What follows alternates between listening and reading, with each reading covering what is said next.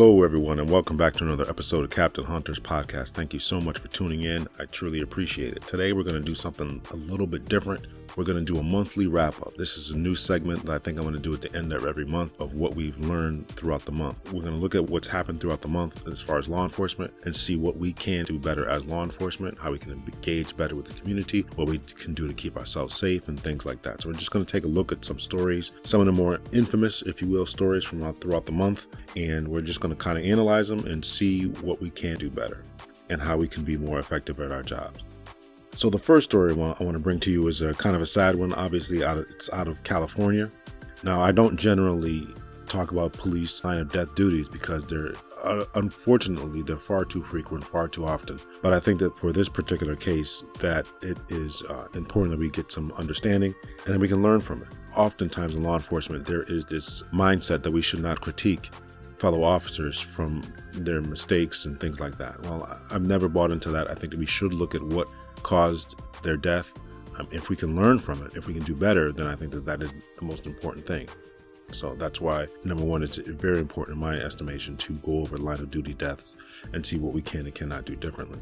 But unfortunately, there's so many shootings and so many things like that. It can get a little hairy and get a little uncomfortable. So I don't like always talking about line of duty deaths. But in California, there was a shootout in which a California Highway Patrol officer was gunned down. This is about August 12th. I'm reading from the New York Times here. California Highway Patrol officer was killed and 2 others were injured in Riverside, California. So what happened is the officer made a motor vehicle stop about 5:30 p.m. on the side of the road. He starts to call in for a tow truck, and then while he starts filling out the paperwork, he apparently fails to keep his eyes on the person whose vehicle he was towing, and the person pulls out a rifle and then guns down the officer. And then as 2 other officers are responding to give assistance, he then shoots at them as well, injures them, and then a 4th officer arrives and then takes the subject out. What can we learn from this particular story, this heinous story? Number one, keep in mind that he pulled out a rifle. So unless he had it in his pants or in his back pocket or something like that, then I can only assume, and this is just my assumption, that the officer failed to clear the car and do a thorough sweep of the car. And I don't know if this is the case. I'm just doing an assumption once again. So maybe he didn't clear out the car and he didn't do a proper inventory of the car.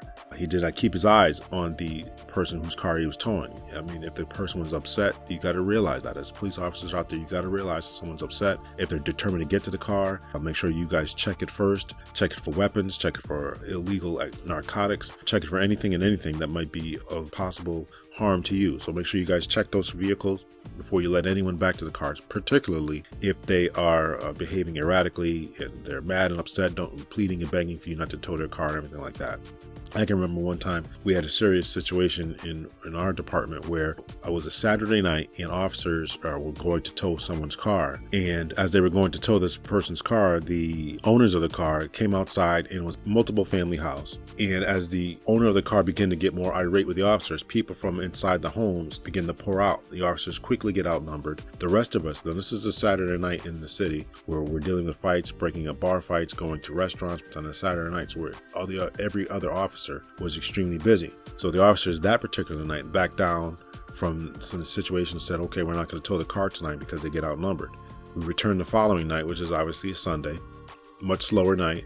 They tell us about what's happened. They want to tow this guy's car. I don't remember the reason for wanting to be towed now. It was parked outside and not in fenced-in gate community or anything like that. It was parked outside on the street. May have had bad registrations or whatever. For whatever reason, they were going to tow the car this night. We had enough officers. We, as officers, we're not going to back down this night. So what happens is, we go to tow the car. The same family pours out again. They start fighting with us over this vehicle. Start fighting with us, and so a big fight ensues. We're all in the middle of the street, just going ham for over his motor vehicle. Then they run back in the house. We had to chase him in the house and drag almost every single adult off to jail. My point is that people become very emotionally attached for a number of reasons to their cars, right? You take their car, in many cases, you can be taking their livelihood, how they're going to get to work, how they're going to bring their kids to school or to the daycare or whatever, go get groceries, things like that. So people are very much emotionally attached to their vehicles. So you got to be very mindful of that kind of thing. So that's a story and a lesson that we can learn from California about the officer who was killed. Just make sure you guys watch people whose cars you're towing. Make sure you keep your eyes on them. Don't become so engrossed in the paperwork that you lower your eyes and not watching this person. Once again, I'm not trying to be critical of the officer. He's obviously gone. For the rest of us out there, I want you guys to be safe. So make sure you clear the car. Make sure that there's no hidden weapons or compartments, and to the best of your ability and knowledge. If you have to wait for a second officer to get there, particularly someone's acting irate, then wait for that second or third officer to get there before you start doing whatever you got to do. And make sure you keep your eyes on this particular person. So may that officer rest in peace. Let's move on to another situation that happened in Philadelphia. A fairly well-known story about 6 officers who were shot, injured during a drug raid. They were in a part of town called the Nicetown Tioga section of the city. As they started to make their breaches and start to serve their warrants, about 4:30, shots start ringing out. Some officers get trapped. This story is again from the New York Times. It's been all over. Fortunately, in this particular case, the officers there was no life-threatening injuries to any of the officers. The team that began the breach were then aided by SWAT teams as they arrived, still going into the middle of the night, about 11:30 or 12:30 or so. They were still clearing the building. Obviously, everything worked out. The suspect, Maurice Hill, 36, extensive criminal history, did not want to go to jail, obviously, but he did come out with his hands raised and everything like that. Once again, that was a big story from there. It seems as if everyone did a good job. Fortunately, there was no injuries to the officer. In a previous episode, I did talk about police militarization and talked about how SWAT teams are often used to conduct these type of warrants. And it's been my contention and many other people's professionals' contentions that this should not be the case, and I still maintain that, even though in this particular situation where shots were fired, it's very rare when shots are fired when any type of drug raid. Now, the SWAT team did not do this particular raid. They did show up later to aid and assist, but they did not perform the drug raid. Let me read to you something a professor from John Jay College said. Dr. Alfred Titus, again, this is from the New York Times. Dr. Alfred Titus, a professor of criminal justice at John Jay College, said in an interview on Wednesday night that 6 police officers being shot while serving a warrant was very unusual. But Dr. Titus said there's an increasing perception among police officers that people are emboldened to not give themselves up and possibly turn routine interactions with the police into violence. The unusual is now becoming the not so unusual, said Dr. Titus, who was a homicide detective and hostage negotiator with New York Police Department before he retired in 2016. Things like this are starting to happen more, and it's very difficult time to be in law enforcement for that reason. That is from an August 14, 2019 article titled Philadelphia Shooting Suspect Surrenders After Standoff. So the officers out there who are out there serving warrants, whether you're on SWAT teams or you're on any other type of drug interacting team, just be careful. Just use your head. These officers obviously did, and everything turned out fine. Continuing with Philadelphia and a more sad story. The chief of police there, or their commissioner as they call him, Richard Ross, resigned a few days later after this particular incident. So during the incident with the officers being shot at, he was all over the news. He was constantly doing news interviews and trying to run the scene. But a few days later, he resigns amongst sexual harassment allegations, racial and gender discrimination complaints that were going on under his command.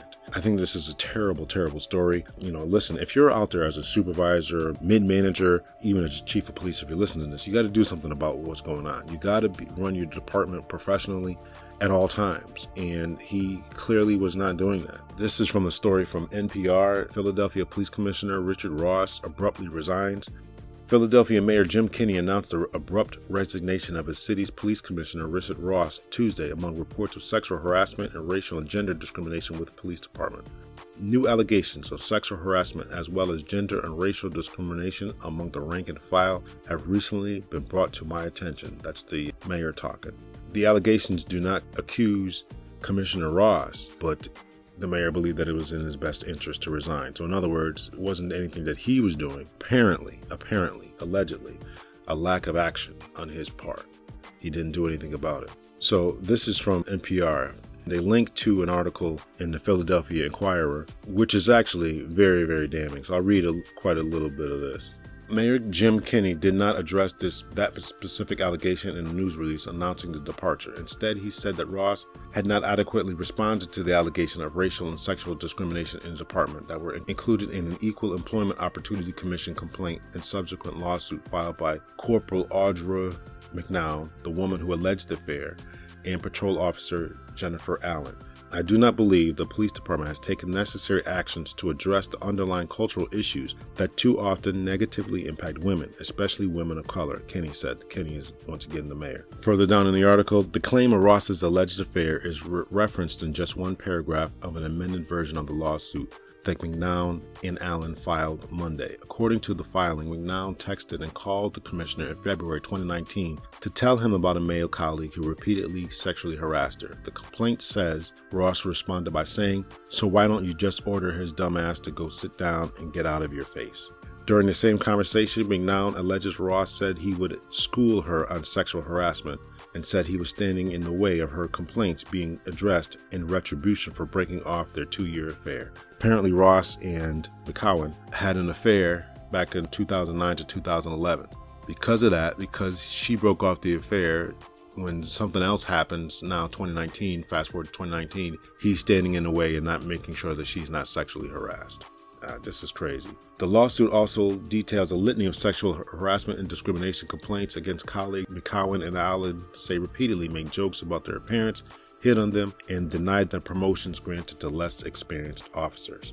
The women say they received harassing calls at home from colleagues and subordinates. They were groped while at work, once in an office prayer circle, and were belittled and transferred to less desirable jobs when they complained. Allen, a new mother, detailed several instances in which she was shamed for pumping breast milk for her baby during work hours. In one case, the suit claims when Allen, who was black and Hispanic, complained that someone had tampered with her bag of breast milk she had stored in the office refrigerator, a supervisor cracked jokes about wanting chocolate milk. McCowan, who was black, claimed that after filing an internal complaint earlier this year, an internal affairs sergeant sent to interview her told her, "You can't be sexually harassed because you're a supervisor," and added, "My wife is black." I certainly hope, and this goes on, you guys can read about this in Philadelphia Inquirer. I certainly hope that these allegations aren't true, that they're exaggerations. I can tell you, as being a member of law enforcement and just seeing things that happen, sometimes the news, paper articles are often wrong, so I'm certainly hoping that some of these things are just exaggeration. Regardless, the commissioner stepped down, and as the mayor said, it was probably in the interest of the department to step down.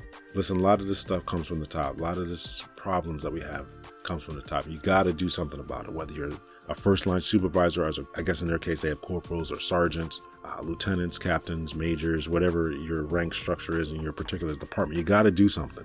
You can't sit around laughing at these types of jokes, because people are taken seriously now. People are recording you, and they will file suit against you. So you also got to watch who you're having affairs with, obviously. Here's a situation where it came back to bite him mostly because he didn't do anything about it. I mean, the affair obviously was 2009 to 2011. 8 years later, in 2019, when she goes to get justice, he stands in her way. It seems as if he was just another member of the good old boys club. You got to do what you got to do. Continuing on with the article, in 2016, a detective named Michelle Vandegraff sued the city, claiming that she had been harassed through her career and sexually assaulted by Chief Inspector Carl Holmes. It marked the second time that Holmes has been accused of sexually assaulting a Philly cop. Between 2011 and 2014, the city spent nearly $200,000 to settle lawsuits against Inspector Anthony Washington over allegations that included sexual harassment of several female officers and civil rights violations. So they've got some issues going on, and they've been going on for quite some time. You got to handle them. You got to handle them. You got to do what you got to do. So looking back, we went over California, we went over the officer's shot, and we went over the allegations, sexual harassment allegations. I certainly hope that you guys can learn something from a little bit of that. So let's get to some more positive news. And many people may not think that this is positive, but I certainly think it's positive. AB 392 in California has become law. They signed it into law. From Vox, California's new law to stop police shootings explained. So they're going to explain what has been going on in California. So they changed the standard from reasonable to necessary. So most of the states in this union, there is a reasonableness standard. So the courts, whenever anyone is shot, use lethal force is used against a citizen by a police officer. The standard that courts generally look at is that which is reasonable. Was the actions that the officer took at that particular time, were they reasonable? Would a reasonable officer placed in that similar circumstances and situations conducting themselves in that same way? And so that has been always the standard. This goes back to Tennessee versus Garner, Graham versus Connor. Those are the two big cases. So you guys can look at those particular cases. So in California, what they did was they changed their standard from that of a reasonable officer, and what a reasonable officer would do in this particular circumstance, to that of which is necessary. Police officers do is necessary. In other words, what actions did you take before doing whatever you did? Now, their Penal Code 196, it dates back to 1872. This is when 22 years after California became a state. They're intentionally written as vague, and just a little bit of what their penal code used to read, just a portion of that says, actual resistance to the execution of some legal process or in the discharge of any other legal full duty, meaning that police officers in California can affirmatively defend shooting and killing a person who poses no threat because they weren't obeying orders. So this is what they wanted to change, right? So this law, this AB 392, is being affectionately named after Stephon Clark. Remember, Stephon Clark was a young man who was gunned down in his grandmother's backyard. He had a cell phone in his hand, started numerous protests in Sacramento and all over the state. And of course, with these unarmed shootings and all these other places, police officers all over the country, police officers are shooting people. They're not sure if what they're holding is a wallet, a cell phone, or anything else. So they went to change that law because they're shooting people. California is one of the biggest offenders of people being shot because of their lax laws, because of their vague laws. Many people were not happy with it. Their Black Lives Matter movement, Silicon Valley Debug, a group that's focused on poor and non-white people within the tech industry, they withdrew their support. Melina Abdullah, chair of the Pan-African Studies Department of California State University, Los Angeles, and co-founder of the LA chapter of Black Lives Matter, told Vox, when Black Lives Matter initially came on as a co-sponsor for AB 392, we had high hopes, but said that much of our vision and values for AB 392 were overshadowed by pragmatism needed to pass the bill. So a lot of pro-police groups lobbied on their behalf because they did not want the changes and did not want any type of changes. And so some of the changes that these pro-police groups wanted was no specific definition of what necessary means. Right, so there's no definition of what necessary means. So this is going to have to be fought out in court. Somebody's going to have to get shot, and then they're going to have to go to court in order to figure out what that really means, what the term necessary really means. From the ACLU, local.org of Southern California, California can reduce the number of police shootings. Here's how. Last year, police shot 162 people in the state, half of whom did not have guns. California departments have some of the highest rates of killings in the nation. In a 2015 report, for example, The Guardian identified Central California's Kern County as the place where a member of the public is most likely to die at the hands of the police. Those figures are alarming, but even more shocking were the sentiments expressed by Kern County Sheriff Donnie Youngblood in a recent unveiled video from 12 years ago.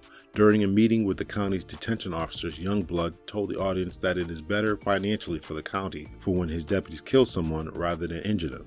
This is what the sheriff is saying. If we cripple them, we get to take care of them for life, and that cost goes way up, he told union members. You know what happens if a guy makes a bad shooting on someone, kills them? Youngblood asked the audience, $3 million and the family goes away.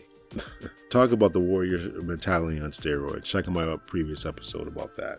Sheriff Youngblood's comments show what families and communities affected by police violence already know. There is little recourse for victims of police shootings and little incentive for officers and police departments to change. This is what this law is attempting to change. How and when officers can use force, that the force that they're going to use must be necessary. They must go through other steps, and they're going to look at what officers did leading up to the encounter. So I think that's a good thing. So we'll have to wait for it to be played out in court. You can Google it. It's on the LA Times. In similar fashion, the state of Vermont, this is from WCAX.com. Vermont reviews lethal force in the wake of California law. So their governor out there, essentially, the governor in Vermont is essentially going to take a look at what California is doing and seeing if they can apply it in Vermont. So I think that's actually very good news that governors may jump on board with this, because the purpose and the point of police officers is to protect and serve. We are here to save lives. We're here to do the community a service. And simply by running away, fleeing away, not being sure if someone's holding a cell phone, not being sure if they're holding a wallet is unacceptable when it comes to taking their life. You have to be sure. And I think that standard of necessary is extremely important. And to those officers who think that this changing standard is going to cause officers to be slow on the draw, to be less sure of themselves, to be less assertive, less aggressive, certainly hope it's less aggressive, but less assertive, cause them to second guess themselves, slower to react, and things like that. You have to remember that Europe, they have a standard that is much higher. You can read about this as well. You can Google this. Europe has a much higher standard when it comes to using force. Their standard use of force is that which is absolutely necessary. So police officers who are working in many European countries have a different standard according to the European Union, according to their European Convention on Human Rights and Policing, right? So they have a standard of absolutely necessary. In essence, before a police officer can take anyone's life, the situation must be absolutely necessary. So this is actually online. You guys can Google that. The European Convention on Human Rights and Policing, 154-page document. You guys can read about that. Read about the parameters that officers in Europe can use lethal force. It is not going to slow down reaction times. There's no reason for that. All it is doing is changing the standard and making officers think about what's going on and being sure before you fire that weapon, right? That's all we're asking for people.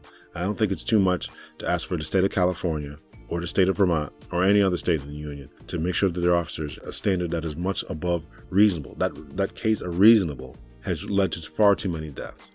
And what California has done and what Vermont is looking to do is change that particular standard. In similar fashion, in Camden, New Jersey, they have changed their policy on the use of force. They're hoping to make it a model policy. This is for MJ.com. Camden Police launched strict last resort use of force policy. County wants to be a national model. Last resort. So what officers what can they do as far as any type of use of force, not just deadly use of force, but their use of force at all. And so what they've done is they developed 6 core principles. I'm going to read to you these core principles. This is from their own Camden, their use of force, a new 18-page policy. 18 pages is not exceedingly long. Just talks about all their policies, procedures, their purpose, their notifications, their internal affairs use of force, how they're going to collect data and things like that. So the first core principle is officers may use force only to accomplish specific law enforcement objectives. Seems fairly obvious, right? You can't have police officers just going out there just fighting with people. So the police officers have to be engaged with using their force, in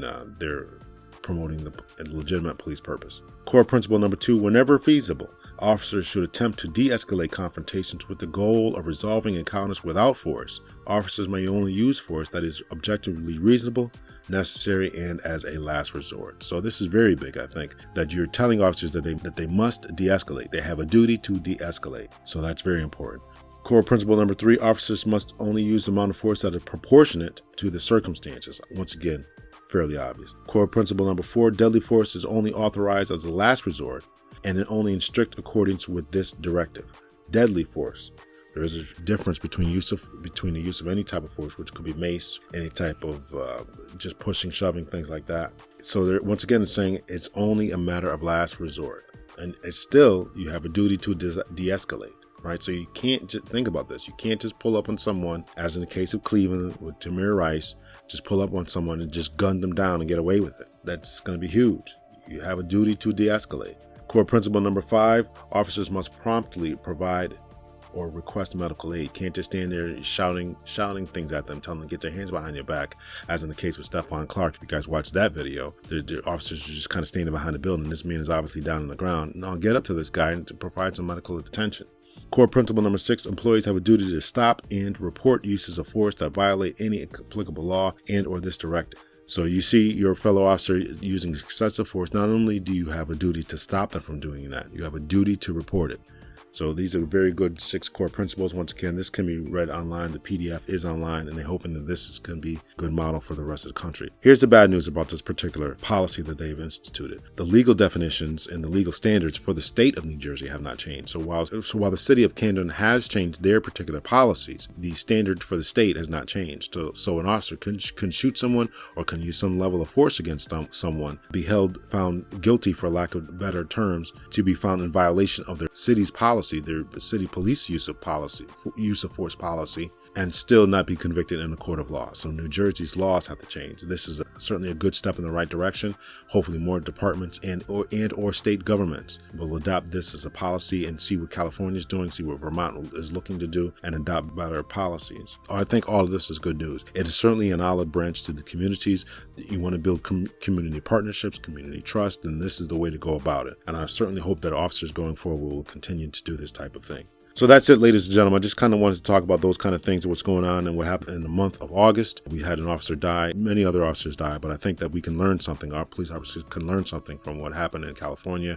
Make sure you guys are checking those trunks. Don't take your eyes off of people. Fortunately, no one was injured in the case of the Philadelphia police officers. They did a drug raid. SWAT showed up and they cleared the building and no one was hurt. Even the suspect was taken alive, which is all good and all that kind of stuff. Unfortunately, we saw in the same city of Philadelphia, the mayor there had to accept the resignation of the police commissioner, Ross, because he just failed to act. You know, what you're doing as far as the public, decreasing crime is all great, but you got to make sure that your people are protected and your female employees are able to conduct their business and pump breast milk and not be made fun of and all that kind of stuff.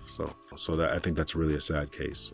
According to several articles, he was once voted one of the best police chiefs in the country. So that's really sad to see him go, but you got to do what you got to do, right? So the window dressing on the outside means nothing if the house on the inside is a mess.